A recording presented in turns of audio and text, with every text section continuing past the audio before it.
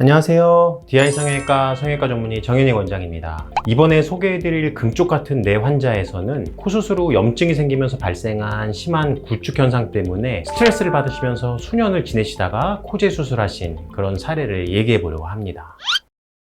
환자분께서는 5년 전쯤에 어떤 병원에서 코 성형 수술을 받으시고 이후에 코끝에 염증 반응이 생겨서 보형물만 제거하신 상태였어요. 첫 수술 때는 코끝 지지구조를 체계적으로 만드는 수술을 한 게 아니라 간단하게 실리콘 넣고 귀연골 얹어주는 식으로 수술을 진행했고, 콧볼 축소로 콧볼 피부를 줄이는 수술을 같이 하셨어요. 예상해보자면 콧구멍이 그리 크지 않음에도 불구하고 코가 넓게 퍼져 보이는 이유가 코가 낮기 때문인데, 실리콘에 귀연골을 얹어주는 간단한 수술 방법으로 수술하다 보니까 코끝이 전체적으로 높아지지 못했고, 그 결과 콧구멍이 상대적으로 넓게 퍼진 느낌이 남아있었을 거예요. 이걸 콧볼 축소로 교정을 시도하려고 했던 거죠. 그러고 코끝에 염증이 생겼다는 걸 봐서는 아마도 L자 보형물을 썼었겠죠. 코끝이 자극되면서 보형물이 뚫리기 직전까지 가지 않으셨을까. 그러면 코끝에 여드름이 생긴 것처럼 자극 증상이 발생하게 되고, 보형물이 노출되기 전에 서둘러서 보형물을 제거했어야 했겠죠. 다만 이렇게 튼튼한 지지구조를 만들지 않고 간단하게 수술한 뒤에 염증 반응이 발생하여 실리콘만 제거하게 되면 모양을 유지해주는 구조물이 없기 때문에 염증 반응이 진행되고, 실리콘 주위에 만들어진 피막이 수축하는 과정에서 코끝에 심한 변형을 발생시키게 됩니다. 게다가 숨쉬기가 너무 불편하셨대요. 내부 구조를 보니까 비밸브에 심한 협착 소견을 보이고 있었어요. 비밸브가 협착되어 있으면 공기가 지나가는 길이 좁아져 버리기 때문에 숨쉬기가 상당히 불편한 느낌을 만들게 돼요.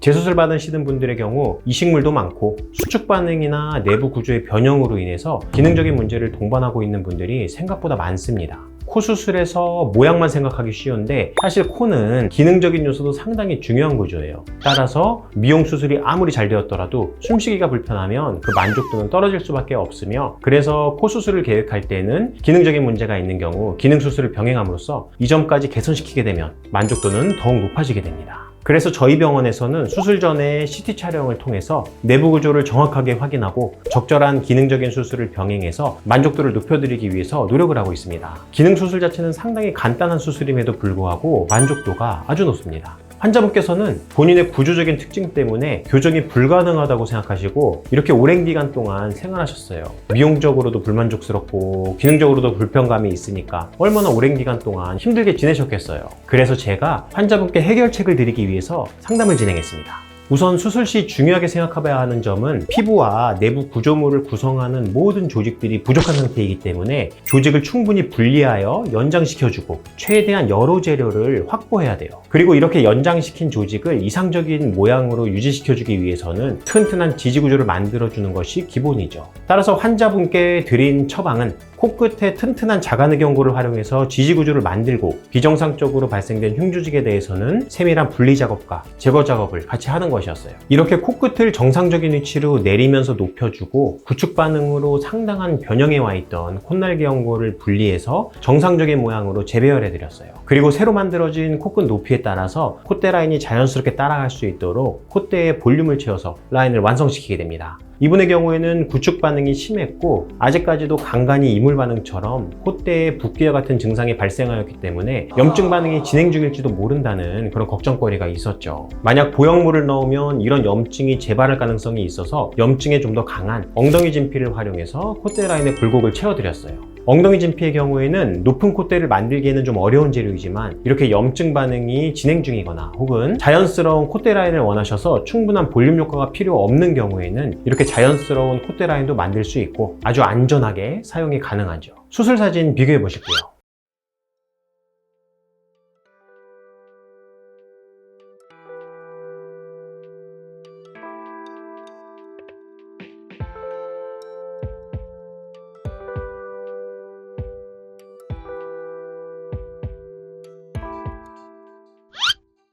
수술 후 3개월가량 지난 상태의 사진이에요. 정면에서 보시면 콧구멍이 들려 보이는 느낌이고 콧구멍이 찝혀 보이는 느낌 등이 이렇게 술전에 있었던 부자연스러운 느낌들이 상당히 개선된 것을 확인할 수 있습니다. 콧대 라인의 하이라이트가 두드러지고요. 코끝의 하이라이트 지점도 들려있던 위치에서 하방으로 좀 이동했죠. 비공을 함께 내려줌으로써 콧구멍도 예쁘게 노출되는 것을 확인하실 수 있습니다. 술전에 문제라고 생각했던 점들이 거의 정상적인 모양으로 회복이 됐죠. 상당히 자연스러우면서도 예쁩니다. 밑에서 보시면 콧구멍 모양이 양쪽이 대칭성이 좀 개선되었고요. 전체적으로 전방으로 돌출돼서 좀 더 오똑한 느낌이 나는 것을 확인하실 수 있습니다. 45도 사진을 보시면 마찬가지로 코끝의 하이라이트 지점인 가장 높은 지점이 하방으로 내려온 것을 확인하실 수 있고요. 콧구멍의 방향성도 하방으로 내려오면서 들려 보이는 느낌이 상당히 개선되었습니다. 여성분들의 경우에는 콧구멍이 이렇게 살짝 노출되는 것이 더 여성스러운 느낌을 내기 때문에 너무 코끝을 내려서 긴 코를 만드는 것은 좋지 않습니다. 그리고 콧대에 자연스럽게 볼륨을 채워줘서 콧대와 코끝이 만드는 자연스러운 라인이 이질감이 없고 콧대부터 코끝까지 입체감이 상당히 개선되었어요. 측면 사진을 보시면 마찬가지로 코끝이 충분히 높아지면서 내려와서 들려 보이는 느낌을 많이 개선시켰고요. 비공을 내려줌으로써 콧구멍의 방향성이 달라졌죠. 콧대에도 코끝에 맞춰갖고 자연스럽게 높아지면서 전체적으로 오똑한 느낌을 낸 것을 확인하실 수가 있습니다. 상당히 아름다운 느낌의 코입니다.